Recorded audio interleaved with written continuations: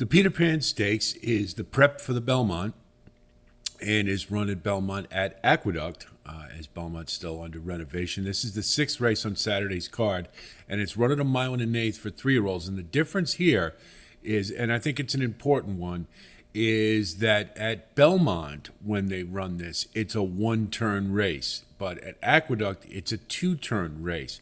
And it does kind of start on a turn. So, much like with the Florida Derby at Gulfstream, those horses to the inside have a bit of a tactical advantage. Now, it's only an 8-horse field here, but it is something to consider. So just be thinking about that when you take a look at the field. We see from the field, frankly, I think this field is better than the Preakness. Would have liked to have seen the Wine Steward and Tuscan Gold both in the Preakness or even deterministic. But those are the three standouts. And then we've got a Riley Mott horse, Native Land, and Antiquarian, who ran in the Louisiana Derby, broke through the gate, if you might remember, unsuccessfully. And then Chad Brown's got a couple in here. He's got Tuscan Gold, and of course, he's got Unique Insight as well. So we do have that other Chad Brown consideration to make. And then finally, we have Protective, who ran in the Wood Memorial, getting a suck up third. So if we take a look at them, and we'll go through them one at a time, you see how we do it just as a refresher, E, E, P, P, and S. This is to designate them by running style, and it kind of gives us an idea of what the shape of the race looks like. Unique Insight won his last race and did so pretty impressively on the front end. I thought it was a classic Chad Brown. He's going to have company this time. He was able to get away pretty unencumbered, and I think he's going to have some significant challenge this time, most particularly from Lonesome Boy, I think, who was going to want to be up on it. So this is the other Chad Brown, and I wouldn't blame anybody if they want to use, but I just have a feeling there's a little too much pace and there's a little too much firepower coming from behind for me. So Unique Insight would be a toss. Lonesome Boy doesn't have the pedigree to get the distance. It's that simple. He just hasn't been very good around two turns. His pedigree just doesn't scream two turns at all. And I just don't think he belongs in this respect. At this class level, stepping up in class, this is where these type of things really show up. So Lonesome Boy would be a toss.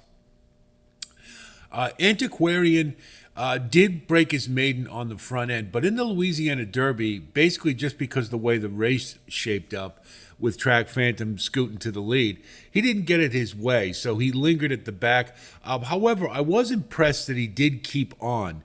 Despite breaking through the gate and despite not getting the lead, he didn't just throw in the towel. He did keep on, but he wasn't good enough. I just have a feeling that this is probably going to be a case that's a little too much for him. I just like others better, really, more than anything else. I think you'll get a decent price on Antiquarian. I could see using him, but I don't see him having the top end to take this field down. Native Land, to me, I really like. And this is a sneaky good horse, I think, for Riley Mott.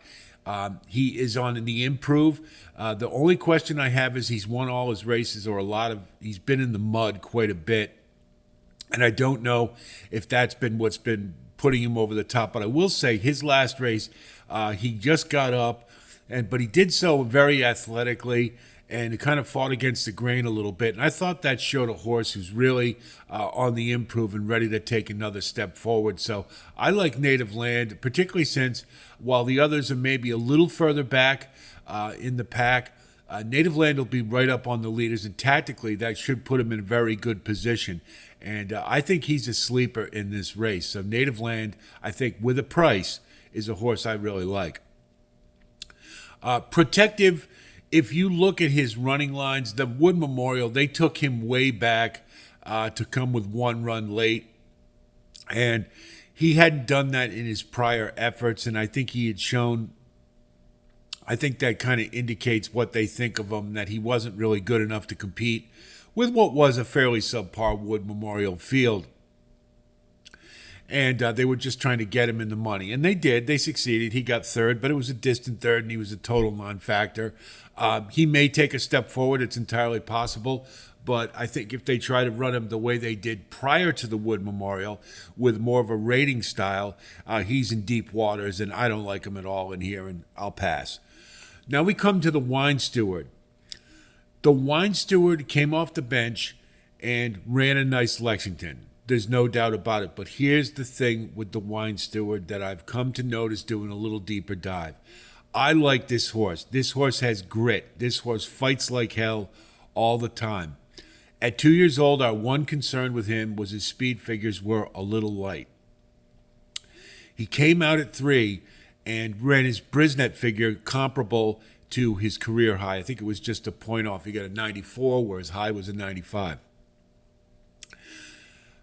So he's very, very consistent, and that is a good sign for a 3-year-old. But here's my problem.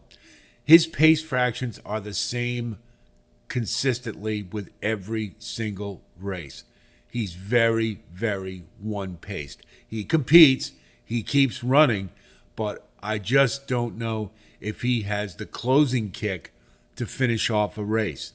And that is just looking at the way he runs, because I know he was coming off the bench in the Lexington, but why was it that they were content, or they wanted to put Encino out on the front end? Wouldn't they worry about the Wine Steward coming to catch him? Well, they didn't, and he didn't. So it may speak to what they know about the Wine Steward. Again, I like this horse. You absolutely have to use him, but I do not think he's a win candidate here. I do like others better. Tuscan Gold is one that he ran in the, I believe it was the Risen Star, if I'm not mistaken, or perhaps the Louisiana Derby. I apologize. It's foggy this morning. And he showed a lot of promise. He looked awful good. Coming from about mid-pack and getting up for third. And he definitely looked like a horse who will move forward. And I think he will here. My one thing about him is I don't know how explosive he is as far as what he can finish with. And that's the only real knock I have on Tuscan Gold. I like him in this race. I think he's an absolute use and a win candidate. But if I look at this field, I do want a little more value. I think he's going to be a short price, being a Chad Brown. He'll likely be second to the Wine Steward. And I think I want a little more value, because while this is a pretty good field, it's also pretty deep. And I don't think anybody has separated themselves from any of the four I'm looking over here at using. So if I'm going to look at that, then I want some value. Native Land looks awful good, but Deterministic is the horse that I've settled on, and here's why. Yes, the Wood Memorial was a dud, but let's not forget, he had been on the bench for a long time. The Gotham was his first start off the bench, and he ran a big race. It's very logical for horses to bounce after an effort like that. But this horse has shown talent. I like the way, when he's on his game, I like the way he runs. I think it's the kind of running style that makes sense here. And I think it's very logical that he will rebound from the Wood Memorial here. He is parked on the outside. It's a little bit of a tactical disadvantage, but I don't think, he doesn't have to be up near the leaders. I think he'll be about mid-pack like he was in the Wood Memorial and start making his move up. I just kind of I think he has a little more explosiveness, and I think if he's on his A game, that I like his ability to finish a little better than the others. So Deterministic, I like a lot. I also like, as a sleeper, Native Land.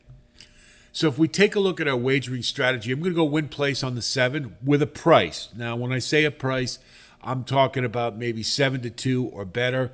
If he drifts down from there, I probably wouldn't. I might look at Native Land, who you probably will get a better price.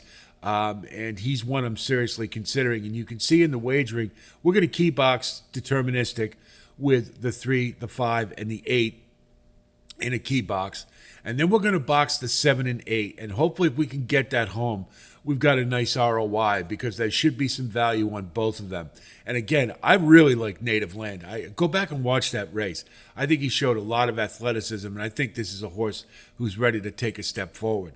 And then we'll do a trifecta key with 7, with 3, 5, 8, and just keep it real simple. I think this is setting up to be a very good race. I really like this field. And again, I think it's better than the Preakness. I think this one's really worth watching.